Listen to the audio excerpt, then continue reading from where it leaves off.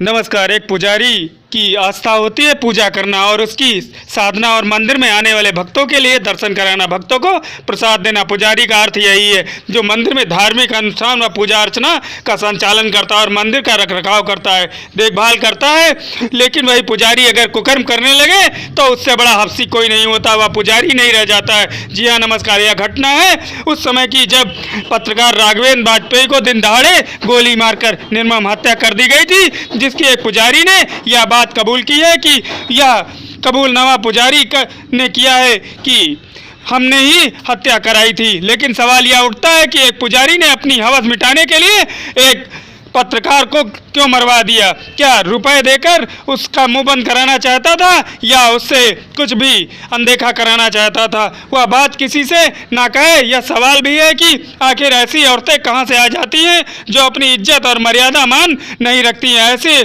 पाखंडी बाबाओं के पास क्यों जाती हैं? क्यों ऐसा करने के लिए वो पहुंच जाती हैं? क्या उनको किसी बात का डर नहीं रहता है या कुछ भी उन्हें दिखता नहीं है कि ऐसे कदम क्यों उठाती हैं और ऐसा क्यों करती हैं? एक मंदिर के पुजारी ने एक पत्रकार की हत्या का कबूलनामा ऐसे स्वीकार किया है कि अपनी हवस मिटाने के लिए उसकी बलि चढ़ा दी। आइए देखिए कैसे पुजारी ने एक हत्या का अपने सिर इल्जाम लिया है। आइए देखिए पूरी रिपोर्ट।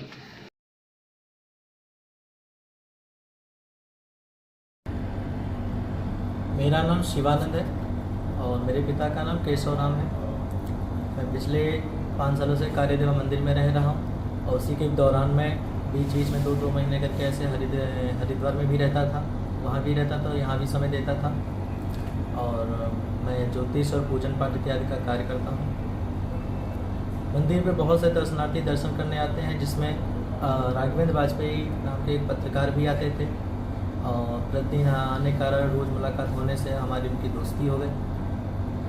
और पिछले 2 महीने पहले एक दिन शाम को उन्होंने हमारी आपत्तिजनक वीडियो या फ़ोटो बना ली, जिसके बाद उन्होंने हमको ब्लैकमेल करना चालू कर दिया। 20 लाख की डिमांड की और हमारे संग जब उसको ज़बरदस्ती समझ बनाने की कोशिश की, डिमांड की।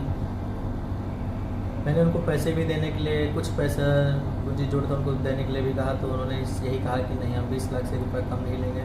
तो हमारे मन में ये भी आया कि हम संबंध बना लें या पैसे भी दे दें, तो उसके बाद भी अगर उनको ब्लैकमेल करते रहे, इसलिए उनको हम संभवतः रास्ते से हटाने का सोचने लगे। और मंदिर पे एक काटरगंज में रहने वाला एक गद्दी नाम का एक लड़का आता रहता था।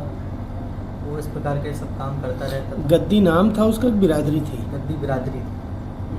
गद्दी बिरादरी का एक लड़का आता रहता था, जिससे हमारी मुलाकात हुई।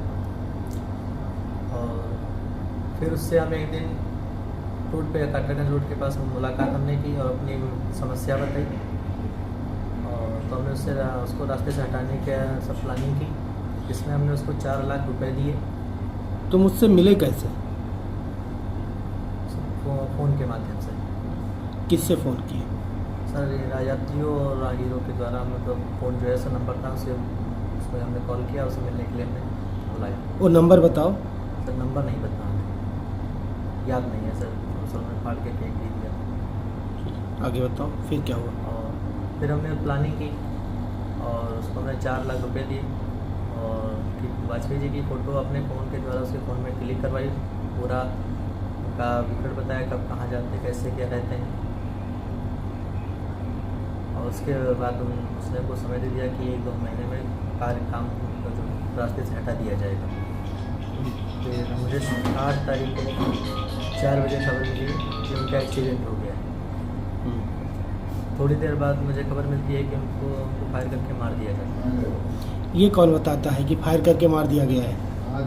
अमित मिश्रा, जो कि खारी पाकर के रहने वाले। फिर उसके बाद क्या किए? उसके बाद हमको शाम को सर सीतापुर जाना था एक मित्र के साथ और कुछ कपड़े उसको खरीदवाने थे। कपड़े खरीदवा के उसको सर उसके साथ सीतापुर फैशन होटल में रुके। 8 तारीख से पहले नहीं प्रयास किया उसको मारने का? सर उसने हमें समय दिया था 1-2 महीने, हमने बीच में संपर्क नहीं किया।